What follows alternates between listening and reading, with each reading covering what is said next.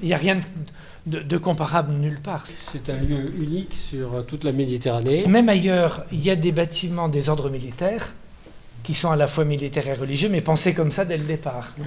Tandis que ça, c'est d'abord un bâtiment militaire, la première tour, qui est aménagé quand les moines décident d'y habiter ensuite. Cette tour, datant de plusieurs siècles, va être prochainement restaurée. Prévue en 3 phases, ces travaux coûteront un total de 750 000 € pour la chapelle Saint-Sauveur et le monastère fortifié. Un programme lourd et ambitieux a été mis en place depuis peu afin de rénover ces joyaux de l'Érins. Il est urgent pour des raisons très pratiques, très techniques, très matérielles, très physiques. Le bâtiment, non pas s'écroule, mais en tout cas se détériore de plus en plus. Restaurer ce bâtiment et la chapelle Saint-Sauveur, c'est un projet ambitieux mais complètement nécessaire.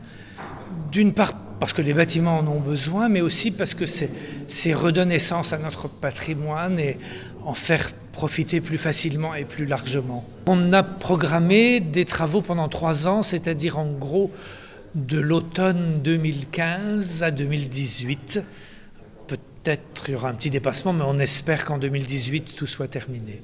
Cette figure de proue du bassin cannois, bâtie pour résister jadis aux invasions, s'est détériorée par l'usure du temps et de la mer. Ce bâtiment, si on arrive par la mer, c'est la première chose qu'on voit de Cannes. C'est un bâtiment emblématique pour la ville de Cannes. Il y a un esprit cannois et cet esprit se retrouve sur cette île, Saint-Honorat. Il se retrouve sur ces bâtiments à rénover. Cette abbaye fortifiée est belle, premièrement. Deuxièmement, elle a une histoire. Et troisièmement, je crois qu'elle doit avoir un avenir pour raconter l'histoire de Cannes et les moines.